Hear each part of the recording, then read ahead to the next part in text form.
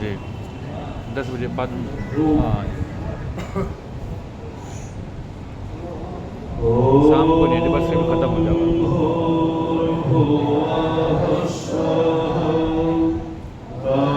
सवितुर्वरेण्यं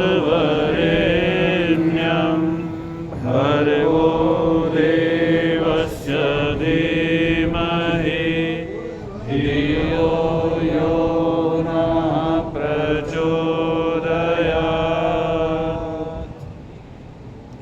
ॐ तं ब्रह्मा।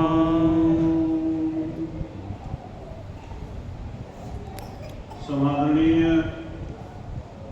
आज की सभा के सभापति महोदय, मुख्य अतिथि महोदय, मंचस्थ सभी विद्वज्जन, सम्मुख उपस्थित देवियों और सज्जनों, प्यारे बच्चों, संचालक महोदय, एक लंबा समय आप लोगों को यहाँ उपस्थित हुए हो गया है। 3 घंटे की पिक्चर जो मनोरंजन से भरपूर होती है, उसमें भी व्यक्ति उब जाता है। लेकिन आप जितने लोग यहाँ बैठे हैं, अब आखिर में मैं तुम्हें उठने नहीं दूंगा अभी जब तक मैं अपनी भाष ना निकालूं। वैसे रख दे, देवियों और सज्जनों, पढ़ा दे सर, पढ़ा दे।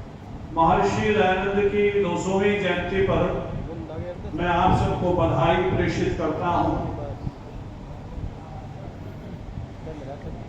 और जिन महान भाव का यहाँ गुणानुवाद हो रहा है,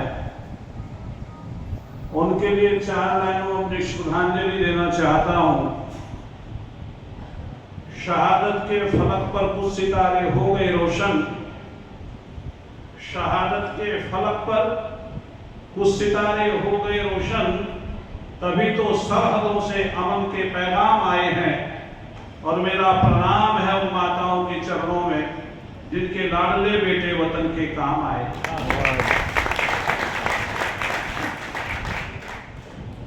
माननीय भाई किरणजीत सिंह जी सिद्धू, और मैं यही सोच रहा था, मगर मैंने जो माननीय भगत सिंह जी का जीवन चरित्र पढ़ा, उसके विषय में बोलूं तो सारा विषय उन्हीं को समर्पित हो जाएगा। और मैं देख रहा था कि परिवार का जो सरनेम था भगत सिंह जी के, वो सिद्धू ही था। उनकी एक भतीजी है, भाई साहब जानते हैं, जिन्होंने भगत सिंह के जीवन परिचय को लिखा, जीवन चरित्र को लिखा है वीरेंद्र सिद्धू के नाम से। उन्होंने जीवन परिचय लिखा है भगत सिंह जी का, बहुत सुंदर जीवन परिचय लिखा है। एक एक शब्द को बड़ी सच्चाई के साथ में परोसा है। पढ़ना, शहीदों का जीवन परिचय यदि आप लोग पढ़ेंगे तो आनंद आता है, पता लगता है कि किन किन लोगों ने, यूं तो दुनिया में पैदा अनेकों इंसान होते हैं, यूं तो दुनिया में पैदा अनेकों इंसान होते हैं, याद उनकी मनाई जाती है जो महान होते हैं। महानता की पराकाष्ठा यदि आप लोग देखना चाहते हैं तो उन शहीदों में देखिएगा जो अपना सब कुछ न्योछावर करके हमारे लिए, मैं देश की बात नहीं कहता, हमारे लिए अपने आप को आहूत करके चले।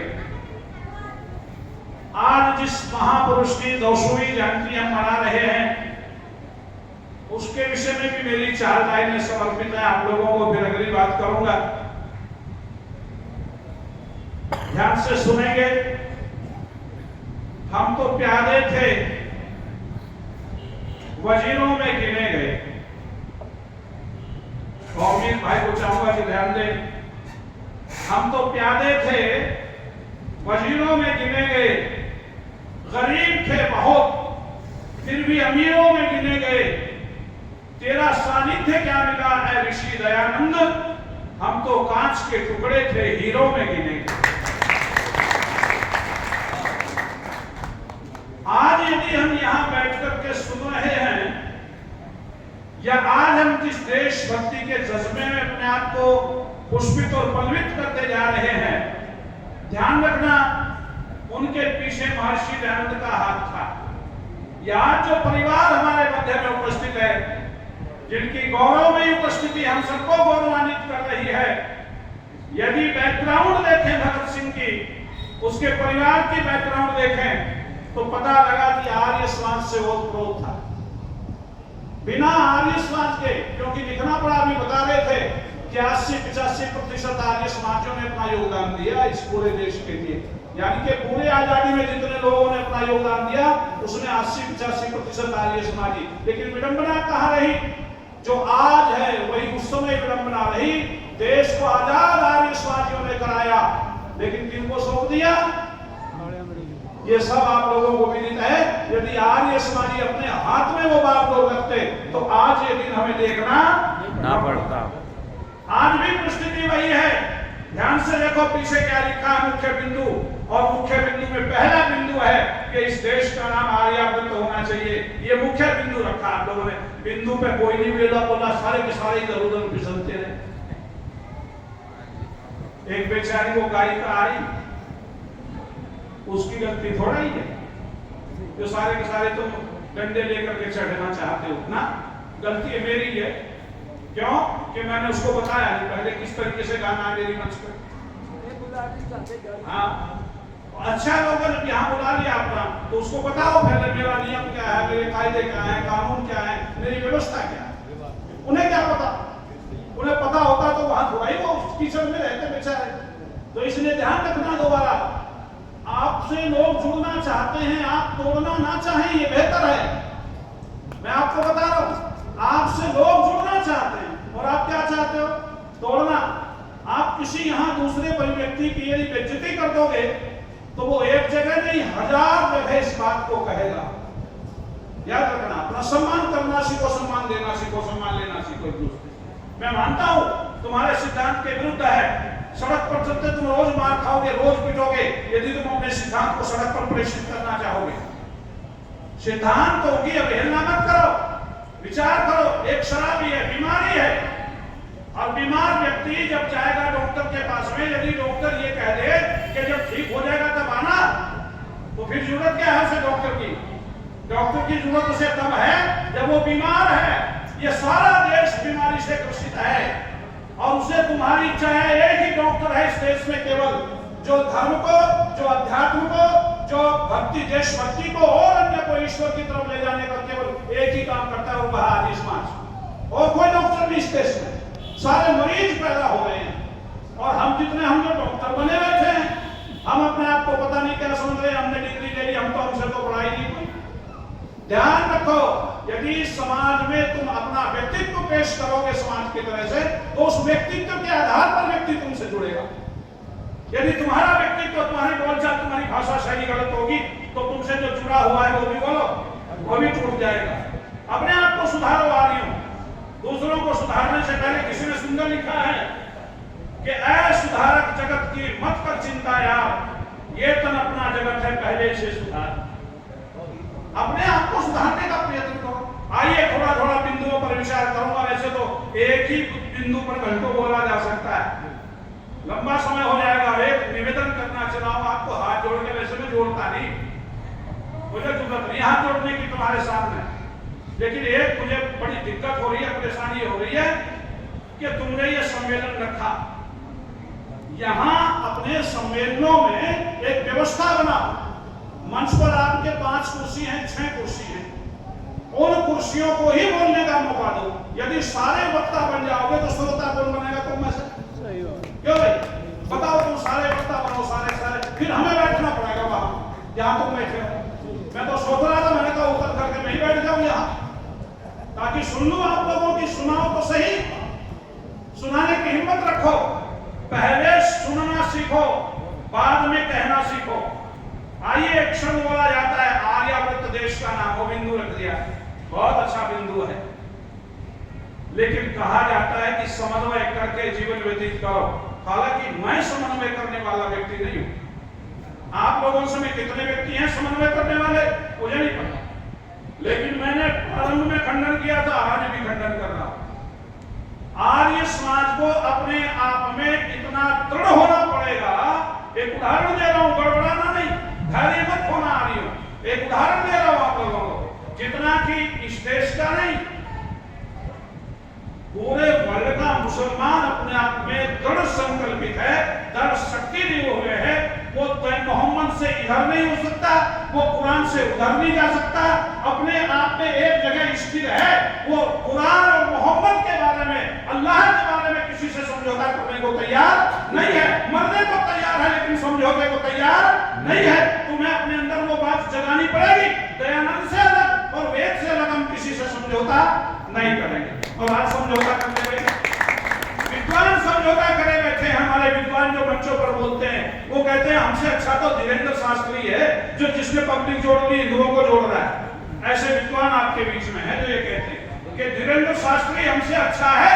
हम तो कहते हैं बहुत बढ़िया भाई, तू कर, हम तेरा सहयोग करेंगे। तूने हिंदुओं को जोड़ लिया, यानी कि पागलों की एक मंडली इकट्ठी हो गई है। तुम में और पागलों में कोई फर्क नहीं रहा।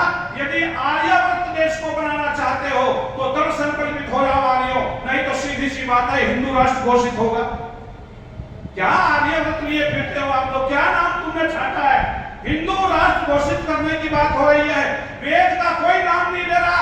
रामचरित्र जैसा मानस, जिसको कहते हैं ये ग्रंथ हिंदू धर्म का सबसे बड़ा पथभ्रष्ट करने वाला ग्रंथ है रामचरित्र मानस, और उसको कहते हैं राष्ट्रीय ग्रंथ घोषित किया जाए। इसके पीछे कारण क्या है?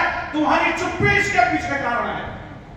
तुम विद्वान बने फिरते हो, बहादुर बने फिरते हो, अपने आप को आर्य कहते हो, चुप हो जाते हो तुम लोग। और याद रखना, बुराई फैली है अच्छों के कारण और झूठ फैला है सच्चों के कारण। मेरी बात को ध्यान से सुनो तुम लोग सारे। मैं मजाक करने नहीं आ बैठा हूं, मैं तुम्हें कुछ सचेत करने बैठा हूं। यदि आर्यावर्त तुम घोषित कराना चाहते हो, इस चुप्पी को तोड़ो जो तुमने धारण कर ली है। यदि एक विद्वान व्यक्ति, सच्चा व्यक्ति, अच्छा व्यक्ति चुप हो जाता है तो बुराई फैलने में कोई कसर नहीं है। और आज यही हो रहा है कि अच्छे व्यक्ति चुप हैं और बुरे व्यक्तियों का बोलबाला है दुनिया में, वो आगे बोल रहे हैं। अरे पिछले दिनों तो घटना घटी भाई, थोड़ा आवाज तो बैठे आज इधर बाहर करो जाएगा बात। ध्यान रखना मेरी बात का, एक एक बात को सोचे विचार करें आप लोग। एक ही बात नहीं कह रहा हूं मैं, बड़ी गहराई से सोचना। हम लोग एक शब्द को उत्तर नहीं ले पाते और वो वहां प्रतिदिन बोल रहे हैं, प्रतिदिन कह रहे हैं। और एक व्यक्ति नहीं, यहाँ कितने व्यक्ति हैं? कुछ तो आए सुबह चले गए, कुछ लोग जिन लोगों की हम बुराई करने बैठते हैं ना मंच पर, अरे वहां इतना आपस में अनुशासन है कि सुई भी गिरेगी तो उसकी भी आवाज बोलो आएगी। इतना अनुशासन से सुनते हैं लोग अपने बड़े विद्वानों को, लेकिन हम सुनना नहीं चाहते। हमारे पास ये नहीं है, कहां की बुराई करेंगे? ज्यादा बात नहीं करें। अब सुनो मेरी बात ध्यान से। इसकी सुन नहीं रहा। एक और चला था, तुम आर्यावर्त की बात करे, तुम अपने सनातन धर्म को बचाने की कोशिश करो, यानी कि वैदिक धर्म को बचाने की कोशिश करो। मैं गलत कह गया, सनातन धर्म। अब वहां क्या हो रहा है? धीरेन्द्र शास्त्री से एक व्यक्ति ने पूछ लिया, पत्रकार ने, और पूछ लिया क्या कि सबसे पुराना धर्म कौन सा है ये बता। अब उसने तुरंत कहा सनातन धर्म सबसे पुराना है। उस मूर्ख को कोई पूछने वाला हो, तुझे सनातन की परिभाषा का पता है? सनातन क्या होता है? क्या सनातन पुरातन हो जाएगा? नहीं होगा। इसलिए कह रहा हूं, अपनी आवाज बुलंद करो और उसे समझाओ कि सनातन शब्द का अर्थ क्या होता है। याद रखना, धर्म सनातन नहीं होता, बल्कि क्या होता है? वैदिक धर्म होता है। सनातन स्थिति है, धर्म नहीं है। धर्म की स्थिति है सनातन। मुझे कोई पूछे तेरा नाम क्या है और नाम ना बता करके मैं बताऊं 65 साल, क्या कहोगे? मूर्ख है। अरे हमने नाम पूछा, तेरी उम्र नहीं पूछी। और यदि आप ये कहते हो कि सनातन धर्म है, गलत है। सनातन धर्म नहीं है, बल्कि धर्म की एक स्थिति है। सनातन कारण है। 3 चीजें होती हैं आर्यों, ध्यान से सुनना। बड़ी कमाल की बात यह है कि शोर मचाते मचाते समय गुजर गया, लेकिन आज तक तुम्हें शब्दों की पहचान नहीं हुई। मंच पर बैठकर नमस्कार नमस्कार करना शुरू कर देते, नमस्ते छोड़ दी, नमस्कार पे आगे। इन्हें यही नहीं पता नमस्कार में नमस्ते में कितना फर्क है। आर्यवर्त को घोषणा करने चले हो आप लोग, ध्यान से सुनो। 3 स्थितियां होती हैं, 3। पहली है नूतन, और दूसरी है पुरातन, और तीसरी है सनातन। समझाए कोई इसको, ये समझेगा कैसे? क्योंकि सारे जो है बुद्धि से पैदल पहुंच रहे हैं उसके पास में, बुद्धि वाला कोई नहीं गया। उसने कह दिया कि ये जो प्याज है और लहसुन है ये राक्षस के मल से पैदा हुई। मैंने तभी ट्वीट किया, मैंने कहा इससे पूछो कि गोभी किससे पैदा हुई है, गाजर कहां से पैदा हुई है, मूली आलू कहां से पैदा। जब इसको लहसुन और प्याज का पता है तो इनका भी पता होगा इसे। पर बुद्धि से पैदल जा रहे हैं, किसी के पास बुद्धि नहीं है। और सारे कह रहे हैं बस भाई तो हिंदू धर्म बच जाएगा जी, ये तो हिंदू राष्ट्र हो जाएगा जी, आर्यव्रत कहां जाएगा, वेद कहां जाएगा। जो शंकराचार्य हैं जिनको आप लोग सब जानते हैं, वो कहते हैं मेरे गुरु है राम भद्राचार्य, जो आंखों से अंधे हैं, जन्म जा करते हैं।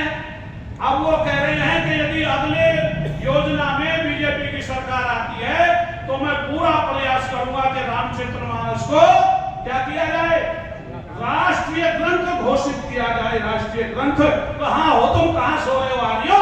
वो लोग जाग रहे हैं और झूठ का प्रसार करने में लगे हुए हैं, लेकिन तुम्हारे एक पर भी क्यों नहीं देंगी? तुम तो आर्य समाजी खा लिए, तुम तो ये संपत्ति के बंटवारे में मार दिए, तुम कोई कब्जा न कर ले समाज पे। तुम तो यहाँ रहेंगे सारे के सारे, कोई कब्जा न कर ले मेरे पद में, मैं प्रधान बना रहा हूँ, मैं मंत्री बना रहा हूँ। तुम्हारा तो विनाश इसने कर दिया, तुम कहीं के नहीं रहे, तुमने त्याग प्रवृत्ति नहीं रही। त्याग प्रवृत्ति बोलने की भाषा तो है, लेकिन अपने अंदर त्याग प्रवृत्ति बोलो नहीं है। अच्छे लोग पद पे बने रहे, ये बढ़िया है, लेकिन अच्छे लोग भी ये देखें कि दूसरा यदि मेरे से अच्छा निकल रहा है तो मैं उसको इस पद पर बैठाऊं। हम छोड़ेंगे तभी बनेगा। वो लोग तैयार हैं। सुनो, मैं डंके की चोट शास्त्रार्थ करने के लिए तैयार हूं यहां। यदि कोई ये साबित कर दे कि रामचरितमानस वैज्ञानिक है और रामचरितमानस सैद्धांतिक ग्रंथ है या सैद्धांतिक राम का जीवन सैद्धांतिक है, तो मैं तुरंत आर्य समाज छोड़ करके पौराणिक हो जाऊंगा। और मैं आप लोगों के बीच में घोषणा कर रहा हूं कि रामचरितमानस जितना पथभ्रष्ट हिंदू धर्म को कर रही है, इतना किसी ने नहीं किया। याद रखना, जितना झूठ और जितना पाखंड रामचरितमानस के अंदर भरा पड़ा है, इतना किसी के अंदर नहीं है। तारा एक बात कह रहा हूं, जो मेरी माताएं जाती है ना वहां, जिसकी संख्या जाता है वहां जाने की, बोलो ये माताएं जा रही है, महिलाएं जा रही है। वही रामचरितमानस में शिवजी महाराज राम का चरित्र चित्रण करते हुए कहते हैं अपनी पत्नी से, पार्वती राम का चरित्र सुनने के लायक है, राम का चरित्र कहने के लायक है। अब वहां पार्वती कहती है अपने मुंह से, क्योंकि उससे कहा गया होगा तभी उसने कहा ये शब्द। क्या शब्द कहा? कि हालांकि हे देव, मैं स्त्री होने के नाते राम का चरित्र सुनने का अधिकार नहीं रखती। कौन कह रही है? पार्वती कह रही है। अरे पार्वती नहीं कह रही, वो जो गोस्वामी तुलसीदास है उसकी बुद्धि जो ब्राह्मण बुद्धि है वो कहवा रही है उससे कि स्त्रियों को राम का चरित्र सुनने का अधिकार नहीं है। ये पार्वती ने नहीं कहा, ये तो गोस्वामी तुलसीदास की समझ है जो उसने लिखी है, किसी ने नहीं कहा उसे। और याद रखना, एक तो वाल्मीकि रामायण है और एक है रामचरितमानस। मानस का अर्थ जानते हो क्या होता है? जो मन से स्वीकार किया गया हो, उसे क्या कहते हैं? मानस। जैसे एक बात होती है, तो मेरा आत्मज होता है, अपना खुद का बेटा होता है, एक होता है मानस पुत्र, मैं मन से जिसे बेटा मान लूं। अब याद रखना, जितनी रामचरितमानस लिखी गई है वो सारी की सारी तुलसीदास की मन की कल्पना है और कुछ भी नहीं है। कितनी गलतियां? एक गलती बता रहा हूं आपके सामने रख रहा हूं, एक गलती केवल। पूरा विश्व मानने को तैयार है रामचरितमानस के आधार पर, पूरा विश्व मान रहा है कि लक्ष्मण को मेघनाथ ने मूर्छित कर दिया। लक्ष्मण को मेघनाथ ने मूर्छित कर दिया।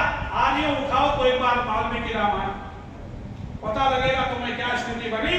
रावण ने मूर्छित किया दोनों को, राम को भी और लक्ष्मण को भी। और सुषेण वैद्य में जो उस समय उनकी सेना में ही था, रावण का नहीं था ये कुछ भी, रावण से इसका कोई रिश्ता नहीं था, ये तो सुग्रीव का ससुर लगता था और ये वही था। इसने कहा हनुमान जाओ, ये बूटी लेकर के आओ, तब दोनों की मूर्छा टूटेगी। मूर्छित हो गए और इस मूर्छा के पीछे जब मुझे पढ़ने को मिला, मेरा ब्रह्मचारी बैठा विवेक, मैं चला गया अचानक हरिद्वार। तो हरिद्वार जाते ही इसने कहा गुरुजी रामायण रखिए, तुम यहाँ पढ़ लेना, मैं थोड़ा काम। मैंने कहा तू कर गया, मैं देखता हूँ। वाल्मीकि रामायण में पढ़ रहा था, और क्या गजब। मैंने जब उस प्रसंग को पढ़ा ना, कि हनुमान संजीवनी बूटी लेके चला गया, लेने के लिए गया और ये दोनों मूर्छित हैं।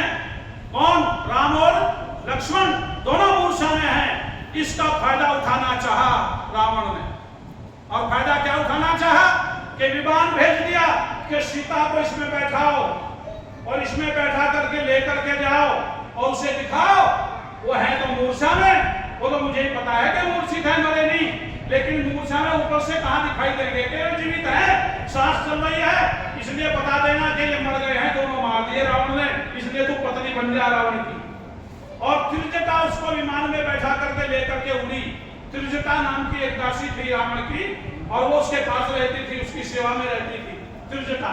कहते हैं जब ठीक युद्ध भूमि के ऊपर विमान पहुंचा तो विमान से नीचे जब दोनों को पड़े हुए देखा, माता सीता के आंखों से आंसुओं की धारा बह निकली, दुखित हृदय हो गया। उन्होंने सोचा मर गए हैं दोनों, लेकिन जब वो रो रही थी तो रोते रोते उसने कहा अब मेरे जीवन का क्या होगा। तो उसी समय त्रिजटा कहती है, हे देवी सीते, हे ये बेटी, ध्यान से सुनने मेरी बात को कि क्या माते अब सुनने के लायक रह ही क्या गया है। उसने कहा तेरे पति और तेरा देवर जीवित है। किसने कहा ये शब्द? त्रिजटा कहती है तेरा पति राम, तेरे देवर लक्ष्मण भी जीवित हैं। क्या कमाल का विज्ञान था आर्यों तुम्हारा, आज तुमने अपने हाथों उसका जो है विनाश कर लिया। अब उस समय त्रिजटा कहती है मैं पूरे विश्वास के साथ कह सकती हूँ कि राम और लक्ष्मण भी जीवित हैं। सीता कहती है किस विश्वास पर कह सकती हो? ये तो दिखाई दे रहे मरे पड़े हैं, वानर सारे उदास बैठे हैं, किसी के मुख पर भी सुख की प्रसन्नता नहीं है, आप बता देंगे कारण क्या है? तो त्रिजटा ने जो शब्द कहे सुनो आप कान खोल करके, ये नहीं बताया जाता कथाओं में। त्रिजटा कहती है वाल्मीकि रामायण में उल्लेख आता है, पढ़ना आप जाकर के घर जिसके पास होगा। वो कहते त्रिजटा सीते जिस विमान में हम आए हैं ना, इस विमान की एक विशेषता है। क्या विशेषता है? कि ये विधवा को लेकर के नहीं उड़ता। ये देखो कितनी साइंस है आपके पास, कितना विज्ञान था उस समय। हे त्रिजटा कहती है हे सीते इस विमान की ये विशेषता है कि विधवा को लेकर के नहीं उड़ता। क्या दिक्कत, क्या बातें थी उस समय। और वो कहती मैं इसलिए यकीन से कह रही हूँ कि तेरे पति मूर्छित है, तेरा देवर मूर्छित है, मरा अभी नहीं है। इस विमान की शक्ति के आधार पर कह रही हूँ। कौन बताएगा तुम्हें ये चीजें? तुमने रामचरितमानस पढ़ना शुरू कर दिया, हमारी भी विडंबना है आर्यों, हमने भी रामचरितमानस का ही पाठ करवाना शुरू कर दिया।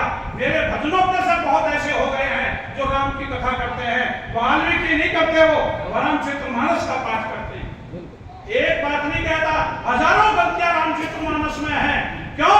एक बात बताओ, जो मेरे समकक्ष है, मैं यहाँ हूँ, आप लोग यहाँ हैं, भाई ओम कुमार जी, ओमवीर जी बैठे हैं मेरे पास में, यदि मेरा जीवन चरित्र लिखने लगे इस समय तो मेरे से पूछ सकते हैं, क्यों नहीं? या मेरे से जो साथ में रहते हैं उनसे पूछ करके लिख सकते हैं, वो प्रमाणिक माना जाएगा। या आज से कई लाख साल कोई आदमी हो मेरा जीवन चरित्र लिखे वो प्रमाणिक हो? बताओ कौन सा प्रमाणिक माना जाएगा? जो उसके समकालीन होगा। तो राम के समकालीन कौन थे? महर्षि वाल्मीकि। और ये कब पैदा हुआ? 1100 वर्ष पहले ही तो पैदा हुआ रामचरित। ये गोस्वामी तुलसीदास, और उसने लिख दिया। और क्या किया? तुम्हारा धोखा तो धोखा ही है, और धोखा देते जा रहे हो। हिंदू धर्म के विनाश का कारण मैं कह रहा हूं, मुझे माफ करना आगे मैं हिंदू धर्म का प्रयोग कर रहा हूं। हिंदू धर्म के विनाश का कारण यही है कि सच्चाई को आज तक स्वीकार नहीं किया गया है, झूठ पर आधारित अपने आप को रखा गया है। और मैं डंके की चोट आज समाज में कह रहा हूं कि ये कितना भी जोर लगाए, जब तक ये वेद की सच्चाई को स्वीकार नहीं करेंगे तब तक ये आर्य मुक्त राष्ट्र बनने वाला नहीं है। ये कुछ भी नहीं कर सकते दुनिया में जब तक ये वेद की सच्चाई को स्वीकार नहीं करेंगे। क्या सच्चाई स्वीकार करेंगे? आज तक इन्होंने एक आध सच्चाई, इनके जीवन में सच्चाई है कुछ? दशहरा मनाया गया, भी रावण को मार दिया, इस दशहरे में रावण को मार दिया, इस दशहरे में रावण को मार दिया। जो विजयदशमी का दिन था, जहां क्षत्रिय लोग पलायन करते थे, जहां क्षत्रिय लोग लड़ाई के लिए चलते थे, वो दशहरा था। रावण के मारने का प्रसंग नहीं आता। आज तक ये हिंदू समाज सच्चाई को स्वीकार नहीं कर सका। ये कब मारा गया? रावण किस दशहरे को मारा गया? बंबई से पुस्तक छपी थी रामचरितमानस, वेंकट प्रेस में बोल रहा हूं आपके पास में, किसी के पास हो पुरानी ले लेना।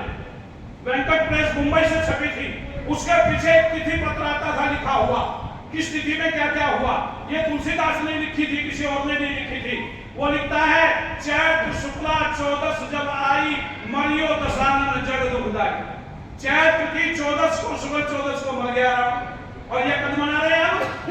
अश्विन ये एक भी सच्चाई स्वीकार नहीं कर पाए। कहते हैं दीपावली को राम घर आया था। इन मूर्खों से पूछे दीपावली का राम का तो कोई संबंध है ही नहीं आपस में। कहां तक तुम मरोगे, कहां तक जाओगे? आर्यावर्त यदि बनाना चाहते हो तो आर्यो भले ही तुम थोड़े से हो, लेकिन आवाज उठाओ कि हम हिंदू राष्ट्र नहीं बनने देंगे। आर्यावर्त बनाओ तो हम आपके साथ हैं। हिंदू शब्द का अर्थ तो बताओ, किस ग्रंथ में है हिंदू शब्द? कहां लिखा है हिंदू शब्द? मेरे सामने आई कई बातें।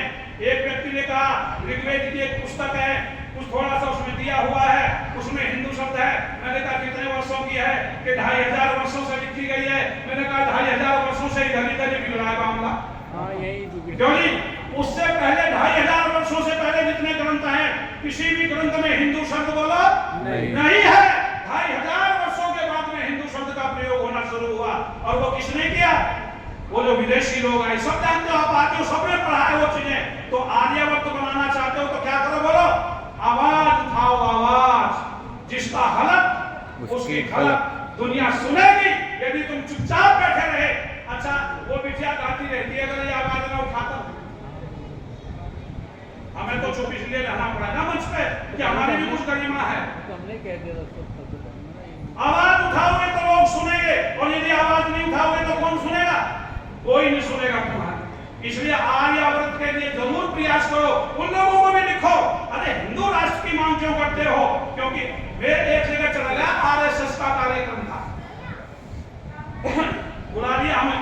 ये जो बैठा ना कौमी, और हम ऐसे हैं, हमें ये जहां लोग हमारे पास हमें बोला, हमारी सभा में हमें बोला, हमें तो मुसलमान भी बुला के खुश हैं।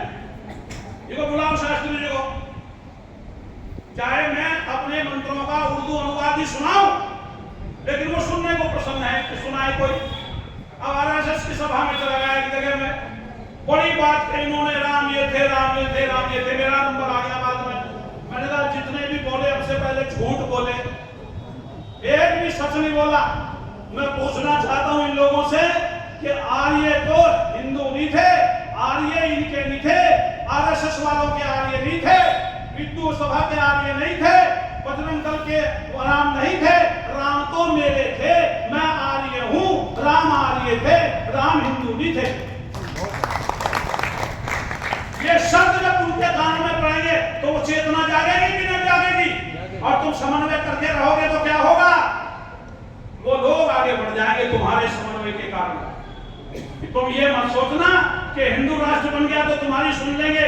आज कुछ कह करके देखो, इस सरकार में आप लोग किसी पर आरोप बोलो नहीं लगा सकते, आरोप प्रत्यारोप नहीं कर सकते आप लोग अपने। ये तो हम लोगों की हिम्मत समझो कि हम बोल जाते हैं मंच पे बैठ करके इतनी कठिनता से।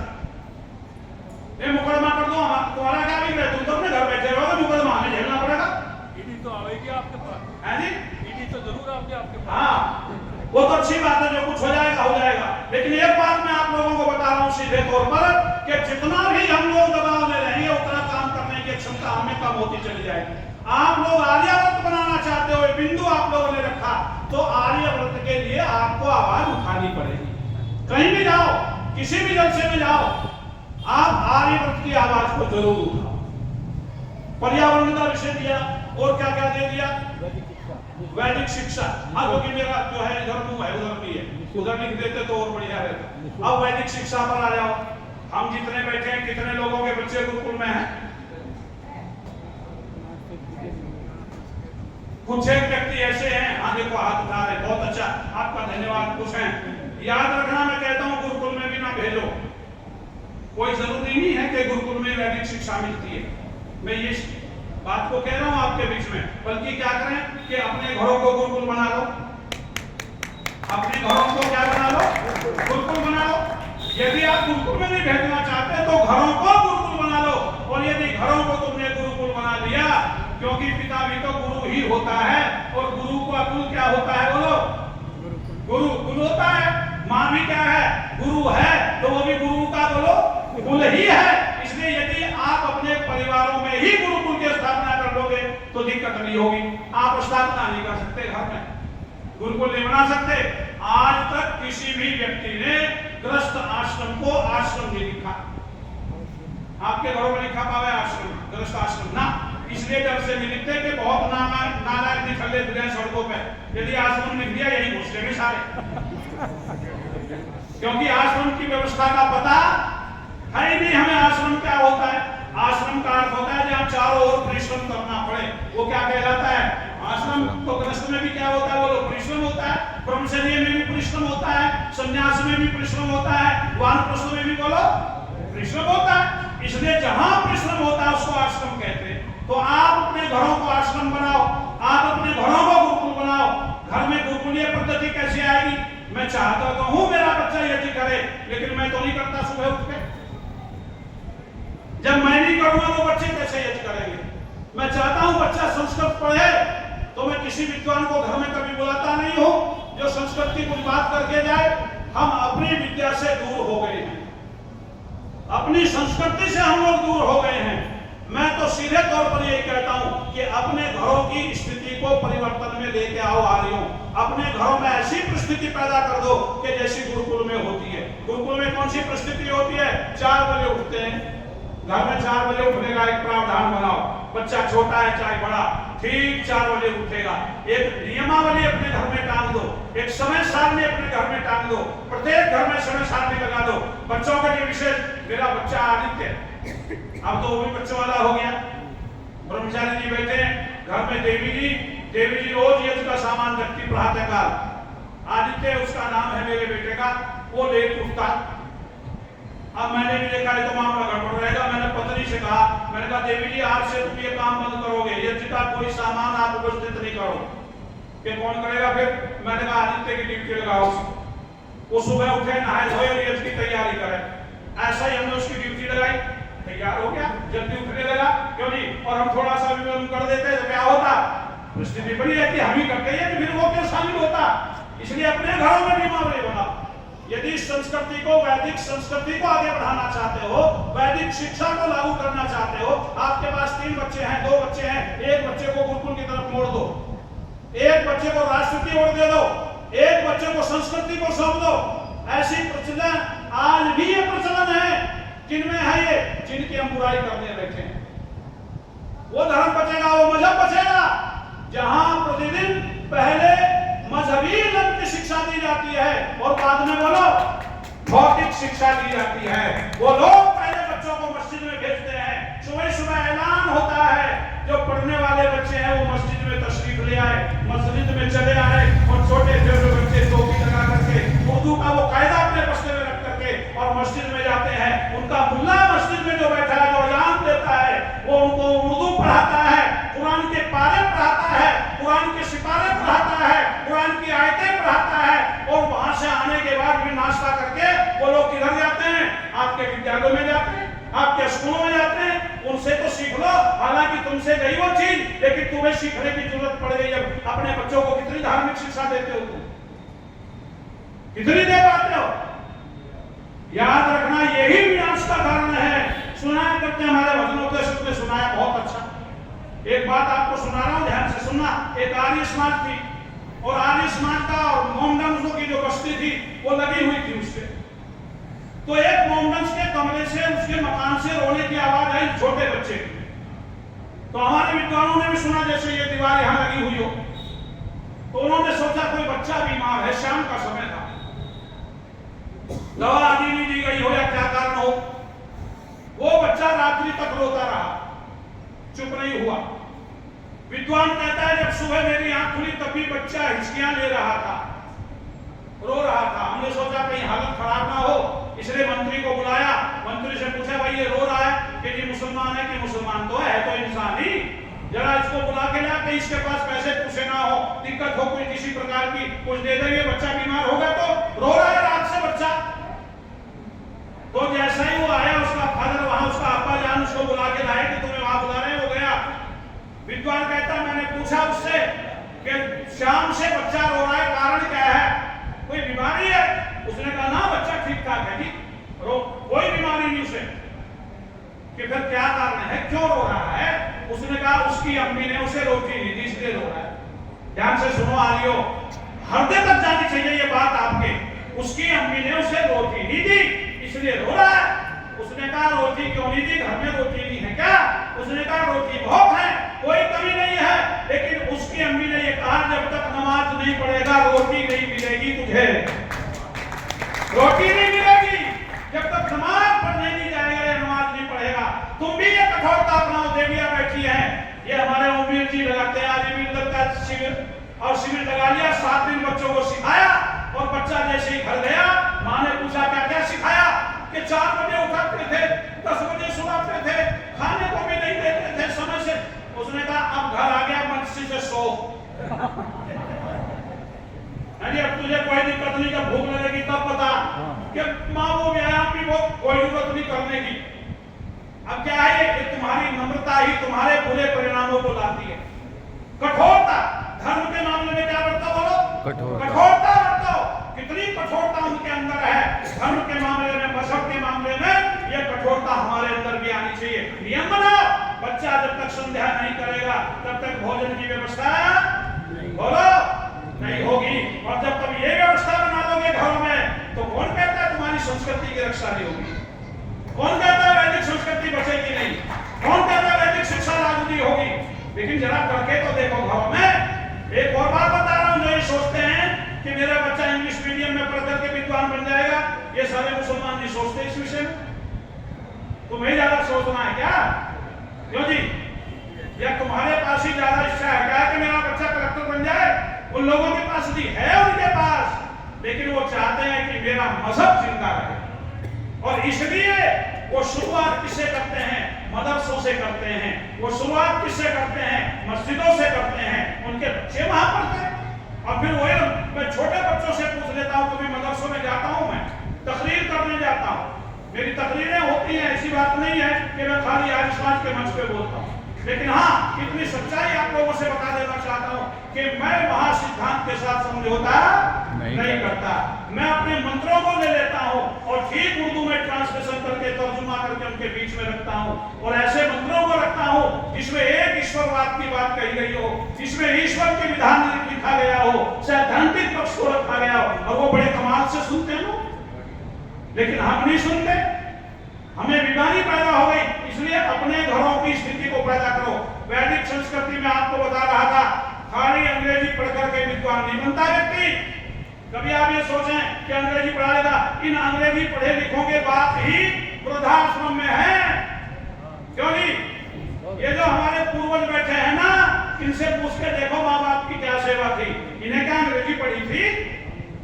ये जो आए ना ओल्ड एज होम, क्या नाम है इनका? Old age home. Old age home. और ये नाम कहां से आया? ये हमारी संस्कृति का है क्या? बताओ मुझे। वृद्धाश्रम किसी पुस्तक में नहीं है, किसी उपनिषद में नहीं है, गीता में नहीं है, महाभारत रामायण में नहीं है। वृद्धाश्रम कोई आश्रम हमारे यहाँ नहीं है। 4 आश्रम है। क्या? ब्रह्मचर्य, गृहस्थ, वानप्रस्थ और संन्यास। ये आश्रम है। वृद्धाश्रम नाम का कोई आश्रम हमारे यहाँ नहीं है। क्यों नहीं है? क्योंकि हमारे यहाँ शिक्षा नहीं दी जाती थी कि बूढ़े का कोई मोल तोल नहीं, कोई मूल्य नहीं है, उसको तो बेकार हो गया। अब वहां क्या है? तुम जो बच्चों को ये शिक्षाएं पढ़ा रहे हो ना, और हमें भुगतनी पड़ती है, ये तुम्हें नहीं भुगतनी पड़ती। इनसे पूछो जो विद्वान बैठे हैं, क्यों आप कहेंगे आपको क्यों भुगतनी पड़ती है? हम बोल के जाएंगे, बूढ़ा लाठी देखता हुआ मेरे कमरे में आ गया, गुरुजी कुछ बात करनी थी, करो महाराज, कहो। बच्चे तो सारे विदेश में। मैंने कहा तू साल फास ले ले, तू क्यों पढ़ा यहाँ? कहना क्या मतलब, जब तेरे बच्चे सारे विदेश में, तू मेरे कान खाने आ गया, यहाँ मेरी बुद्धि भ्रष्ट करेगा बैठ करके? सारे बच्चे विदेश में, अरे बस मैं और मेरी बुढ़िया। अरे तुम क्या कर रहे हो यहाँ? यदि इसीलिए पैदा किया था कि बुढ़ापे में एकांत रहेगा, तो इससे तो अच्छा ना पैदा करता। कम से कम बच्चों को अपने पास रखो। क्या शिक्षा है ये? इसीलिए मैं आप लोगों को बता रहा हूं, यदि वैदिक शिक्षा की तरफ जाना चाहते हो तो तुम्हें इसके लिए पहले अपनाना पड़ेगा अपने आप। शराब बंद हो जाएगी कोई दिक्कत नहीं है। पर्यावरण के लिए आप सब बहुत ही तैयार रहते हैं जितने बैठे हो। पर्यावरण ये जो यज्ञ है ना आपका, ये क्या है बोलो? पर्यावरण का शोधन करना ही कर रहा है। यदि आज किसी भी प्रकार से, चाहे वो पौराणिक लोग कर रहे हो, चाहे शांति कुंज के लोग कर रहे हो, यज्ञ तो हो रहा है ना, यदि वो यज्ञ बंद हो जाएगा तो यहाँ का पर्यावरण जहर से भर जाएगा, दूषित हो जाएगा। इसलिए पर्यावरण के लिए तो आप लोग सजग हैं ही हैं। और भी प्रयास करो कि बड़े बड़े यज्ञ आपके यहाँ घरों में हो, आपके परिवारों में हो, आपकी समाज में हो।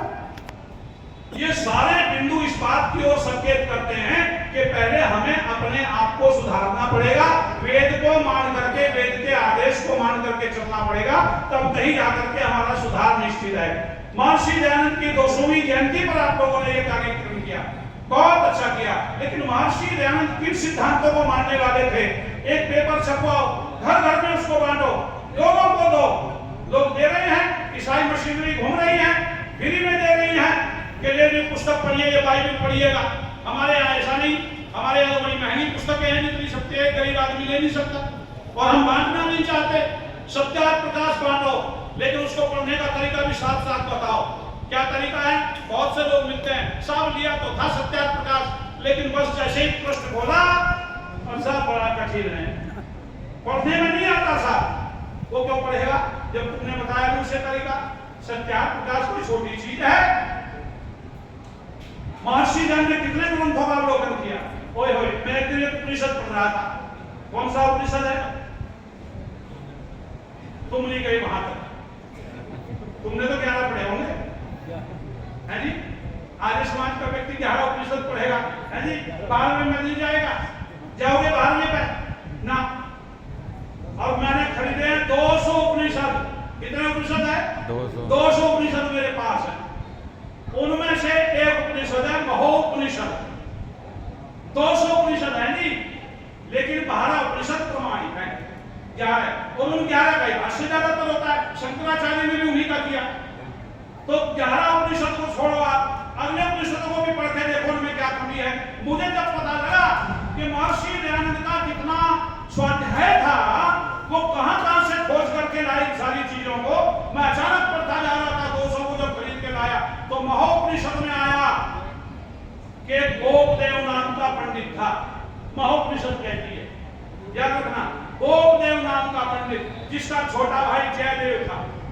और ये महर्षि दयानंद ने लिखा कि श्रीमद् भागवत पुराण किसने लिखी?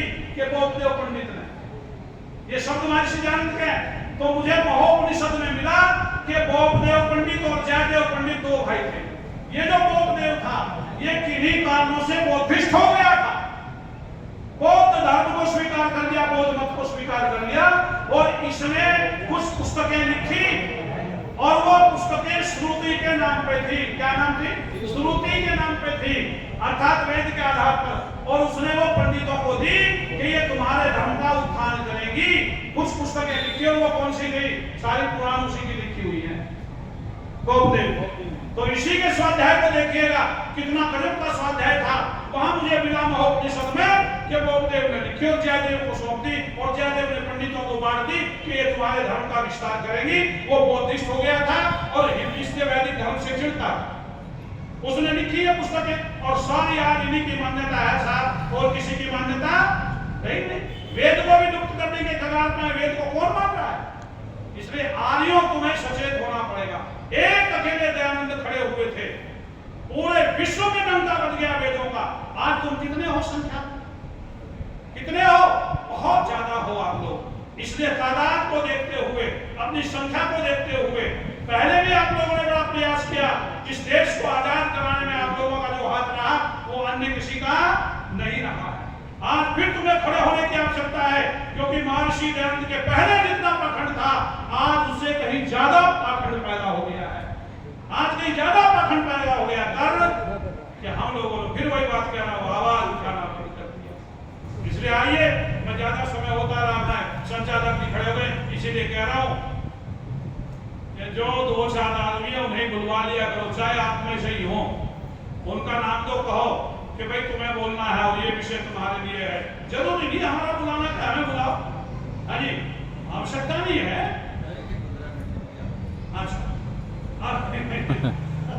रघुवीर जी को तो ये कहते हैं सुनाते रहो, आप मैं सुनाता तो रहो, मेरा भी अपना मसला है।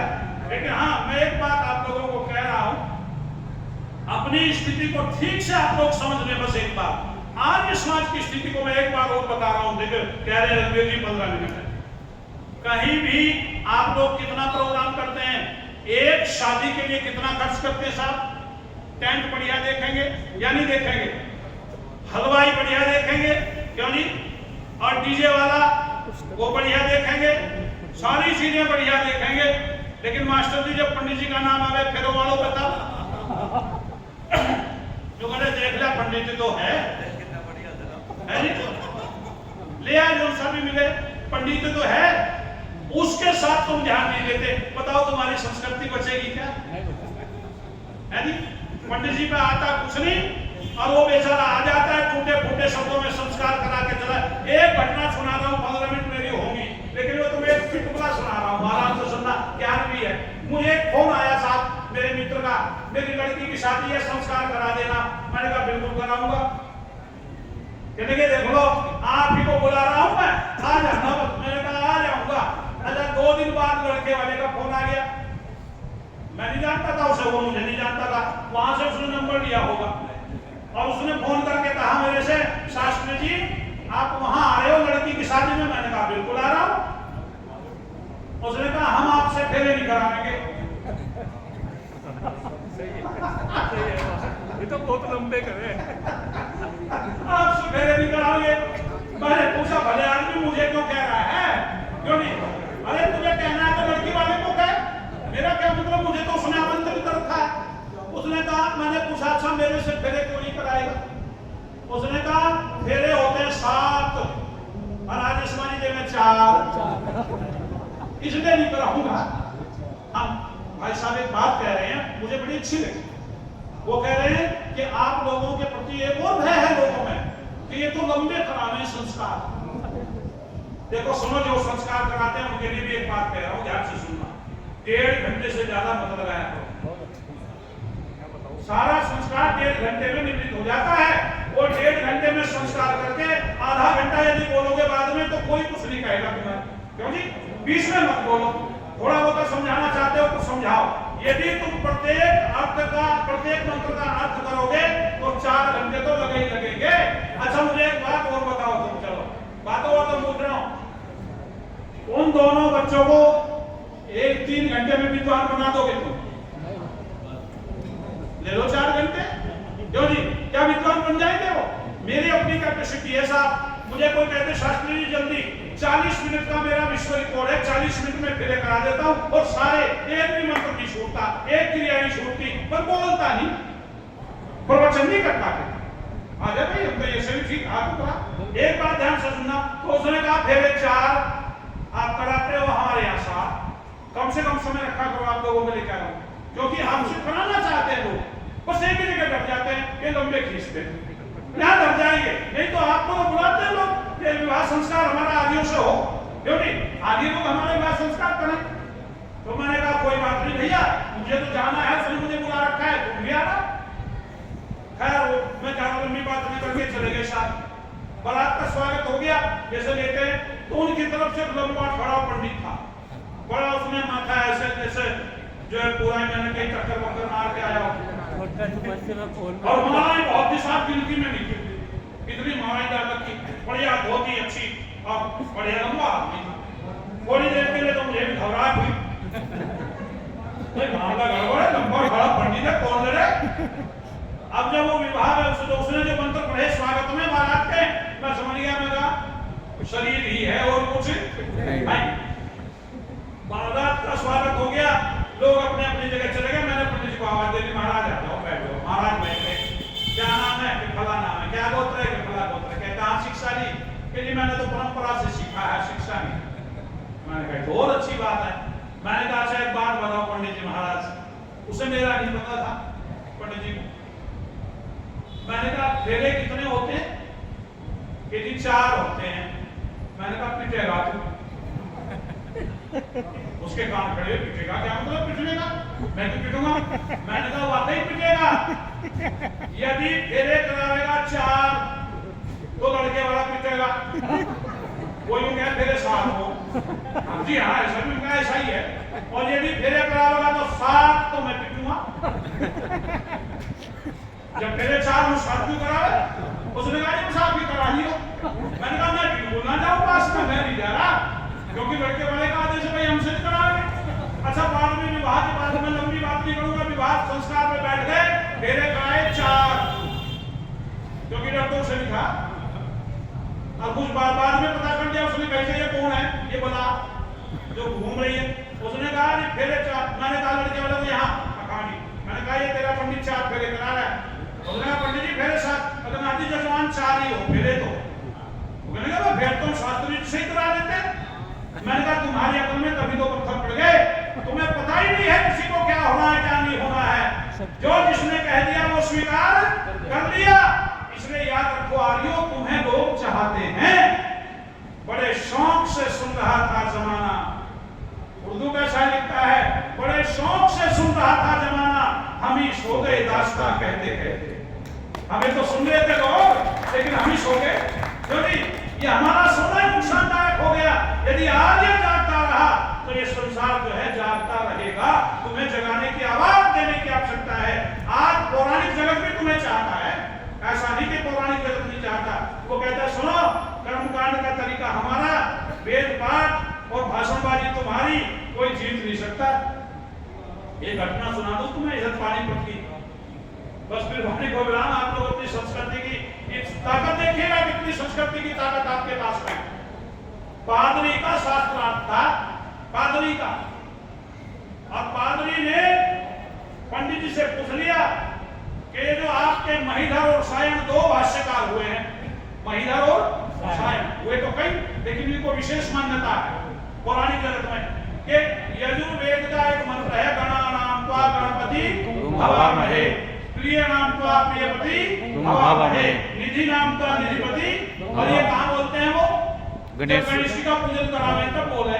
तो पादरी ने ये कह दिया कि इसका अर्थ सुना दो महीधर का भाष्य, सायन का भाष्य सुना दो लोगों के सामने। हजारों लोगों की भीड़ थी शास्त्रार्थ। अब कैसे सुनाए? अश्लीलता से भरा पड़ा था, सारा अश्लील था। एक शब्द कह रहा हूं, माताएं बहनें समझ जाएंगी कि यजमान की पत्नी घोड़े के पास सोए, इससे समझ लेना इससे आगे कितना बड़ा अर्थ होगा। क्या अनर्गल प्रलाप भरा पड़ा है, और उसने पढ़ रखा था पादरी ने। उसने कहा पूरी पब्लिक में सुना दे पंडित जी, यदि ये लोग ये सुन करके ये कह दें कि वेद का भाष्य बढ़िया है, वेद ठीक है, तो मैं आज ही साहित्य से इस्तीफा दे दूंगा, आज ही मैं पौराणिक बन जाऊंगा। अब हिम्मत नहीं पड़ी उसकी। उसने कहा कल सुनाएंगे, क्योंकि आदमी बचने का रास्ता बोलो ढूंढता है। पौराणिक पंडित ने कहा कल सुनाएंगे। घर गया तो पंडित ने कहा क्या बात, चेहरा उदास है कि उदास? जान पे बनी है, जान पे। ये तो हिंदू धर्म में जाएगा, मुझे ईसाई होना पड़ेगा। उसने कहा क्यों? कि ऐसे ऐसे कह दिया, और वो इतना अश्लील है भाष्य कि मैं सुना नहीं सकता पब्लिक में। लेट गया चारपाई पर। पंडित कहने लगी भोजन को लगा आग, अभी तो भूख कहाँ, भूख तो मेरी भागी। मैं जो सोचने में थोड़ी देर के लिए चारपाई पर लेट गया, दिमाग में आया कि यजुर्वेद का भाष्य तो महर्षि दयानंद ने भी किया, क्यों ना उसको देख लिया जाए एक बार। तुरंत आर्य समाज में गया, गेट खुलवाया, सेवक से कहा मुझे यजुर्वेद चाहिए। सेवक ने कहा ले पकड़ पढ़ ले। उसने वही देखा, अरे क्या भाष्य लिखा, स्वामी ने कमाल का भाष्य था। और उसने कहा भैया मैं ये वेद ले जाऊं? उसने कहा ले जाओ महाराज, दे जाना। हाँ ले जाऊंगा। चला गया, घर पेट भोजन किया, ठीक तरीके से सोया, सुबह जल्दी उठा, स्नान किया, पहुंच गया, पब्लिक भी पहुंच गई, लोग पहुंच गए, शास्त्रार्थ शुरू हुआ। पादरी ने फिर कहा कि उस मंत्र का भाष्य सुनाओ लोगों के सामने। आहो, यजुर्वेद का भाष्य खोला और पढ़कर के सुनाने लगा। पादरी ने कहा ठहर जा, ये जो तो भाष्य सुना रहा है ना, ये तो दयानंद का भाष्य है। मैं ये बता रहा हूं कि सायन का भाष्य सुना। अब पादरी को पास में तो उसने जो था कह दिया, और पंडित तो सारी रात सोच के आया था, क्योंकि उसके पास तो समय था। उसने कहा ओ पादरी, मैंने कैंची देखी है? कैंची? उसने कहा हाँ देखिए कि 2 पले होते हैं कैंची के 2, कि हाँ कि उन 2 के बीच में जो आता है उसका क्या हाल होता है कि काट दिया जाता है। पादरी ने कहा कि फिर आर्य समाज और पौराणिक दोनों एक कैंची के 2 पले हैं, जो हमारे बीच में आएगा काट देंगे उसे। कि दयानंद का भाष्य था कि उसने एक पंडित, एक विद्वान जो है ईसाई होने से बच गया। तुम्हारी आवाज को सुनना चाहती है दुनिया, तुम्हारी बात को सुनना चाहती है दुनिया। तुम्हें दम है, क्योंकि हमारे से जो हम तो भुक्तभोगी है ना, हमें पौराणिक ही नहीं सुनते, मुसलमान भी सुनते। इसलिए आप लोग जरा ध्यान दें, अपनी ताकत को पहचानो। उसी वजह जैसे जाम्बुवन ने इसको ताकत का एहसास कराया था, हनुमान को ताकत का एहसास कराया था। आपको अपनी ताकत का पता नहीं है, आप कितने पानी में हैं। आपका तो एक चपरासी भी बोलो बहुत आगे काम रखता है। शास्त्रार्थ हुआ, 1 मिनट समझ आ रहा हूं, शास्त्रार्थ हुआ और पौराणिक पंडित इतना विद्वान था कि संस्कृत के अलावा बोलता नहीं था, कुछ भी संस्कृत ही बोलता था। उसने कहा मैं संस्कृत में शास्त्रार्थ करूंगा, यदि आर्य समाज का कोई व्यक्ति कोई विद्वान ऐसा है तो आ जाए। बड़े फोन किए, कोई विद्वान नहीं मिला, सब अपने प्रोग्रामों पे थे। वहां का जो आर्य समाज का वो था सेवक, जो सेवा करता था चपरासी, उसने कहा जी प्रधान जी कहाँ परेशान हो रहे हो रघुवीर जी, कि और क्या करूं, विद्वान नहीं मिलते, कि मैं कर लूंगा उससे तो शास्त्रार्थ। रघुवीर सिंह जी जैसे व्यक्ति थे वो कहने लगे मूर्ख आदमी, तेरे पे हिंदी तो ठीक नहीं आती, वो तो संस्कृत में बात करेगा, कि मैं कर लूंगा, आप घोषणा कर दो। अब रघुवीर सिंह जी ने सोचा भाई मामला तो पड़ी गया, इधर भी कोई विद्वान नहीं रहा। उसने घोषणा कर दी कि भाई उससे तो हमारा चपरासी शास्त्रार्थ करेगा। पब्लिक इकट्ठी हो गई, समय निर्धारित हो गया, 5 मिनट ये बोलेंगे, 5 मिनट ये बोलेंगे। बड़ा सजा धजा के लाए, जैसे बकरे को लाते हैं माला मोला घेर के सेवक को, मरना तो है ही भाई, तुम्हें सजा धजा के। अब उसके माला डाली, खूब बढ़िया धोती पहना, इसको बढ़िया और अच्छी तरह बैठाया। अब वो शास्त्रार्थ शुरू हो गया। 5 मिनट बोला वो विद्वान संस्कृत में, 5 मिनट, और उसने कुछ प्रश्न किए। अब उसकी क्या पल्ला बनाते हो सेवक के, उसके एक भी बात पल्ले नहीं पड़ी, चुपचाप ही सुनता रहा बैठा। अब रघुवीर सिंह जी जैसे लोग आर्य समाजी वहां थे, उसने कहा तो पहले ही धरा सही। लेकिन जब 5 मिनट उसकी पूरी हो गई तो सेवक प्रारंभ हुआ। अब कमाल की बात थी, क्या उसने युक्ति लगाई, उसने ईश्वर स्तुति प्रार्थना उपासना के मंत्र पढ़ने शुरू किए। और उसने कहा ओ विश्वामिदेव समेत दुर्तानि प्रासव यदहर्तम तन्नासव हिरण्यगर्भः समवर्तता। इशारे पर का बहुत बढ़िया था। भूतस्य जातः पतिरेकासी सदा भारत वृंदावन तस्मै देवाय अभिषाविदेव। लोग सोच रहे हैं कुछ क्या है, अब संस्कृत तो उनके पल्ले भी नहीं थी। अब वो 5 मिनट में उसने ईश्वर स्तुति प्रार्थना उपासना पूरी कर दी। अब वो फूक गया, क्योंकि वो तो समझ गया था सब, वो तो विद्वान था संस्कृत का। उसने कहा ये कुछ नहीं जानता, मूर्ख है ये। संस्कृत में कहा उसने 2-4 शब्द 5 मिनट पूरी करके फिर बैठ गया वो। अब हमारे वाला फिर खड़े हो स्वस्तिवाचन शुरू कर दिया। अब उसे बीच में टोकना पड़ा, हिंदी में बोलना पड़ा, शब्द ये थी तो हिंदी बोलेगा वो हारेगा। अब उस व्यक्ति ने खड़े होकर के कहा ये कुछ नहीं जानता, ये तो वेद के मंत्र बोल रहा है। वो कहने लगा मैं वेद मंत्रों से ही तो समझाया था तुझे, तेरी समझ में ना आवे तो मैं क्या गले में माला डाल दी, विजय हो गया आर्य समाज की जय। हमारा तो चपरासी भी बोलो, एक विद्वान से कम नहीं होता, वो भी बुद्धिमान होता है। आर्यों आप बहुत अच्छे लोग हो, बहुत श्रेष्ठ लोग हो, बड़े उत्तम लोग हो, और यदि हम अपनी उत्तमता को और उत्तम बना लेंगे तो बताओ हमारा कल्याण तो निश्चित है। फिर ये शब्द कहां से, क्यों बिंदु ढूंढेंगे हम कि हमें किस बिंदु पर विचार करना है, बल्कि फिर तो लोग हमें ढूंढेंगे, हमें बताओ हमें किस बिंदु पर काम करना है। ये लगेगा लोग विचारेंगे नहीं, कोई विचारने के लिए नहीं कहेंगे, वो कहेंगे हमें किस बिंदु पर काम करना है, आप हमें रास्ता तो बताओ। तो आइए, बहुत अच्छा, मैं आपको बार बार बधाई दूंगा, इस समाज को बधाई दे रहा हूँ कि इस समाज के लोगों ने अपने जिले के लोगों के कहने पर यहाँ कार्यक्रम रखा, और ऐसे कार्यक्रम आप लोग रखते रहो। मैं यहाँ के अध्यक्ष, मंत्री, कोषाध्यक्ष आदि सभी को और आर्य प्रतिनिधि सभा शामली को बहुत बहुत बधाई दे रहा हूँ। और आप लोगों के लिए तो मेरा नमन है कि इतना समय आप लोगों को बैठे हो गया इस आर्य समाज के लिए, उसके कार्यों के लिए, उसको आगे गति देने के लिए। आप लोग ऐसे ही इकट्ठे होते रहे, सुनते रहे, अपने विचार दूसरों तक पहुंचाते रहे, आप सबके हम ऋणी हैं। हम आपका हृदय से धन्यवाद करते हुए अपनी वाणी को विरमित करते हैं। इति ओम।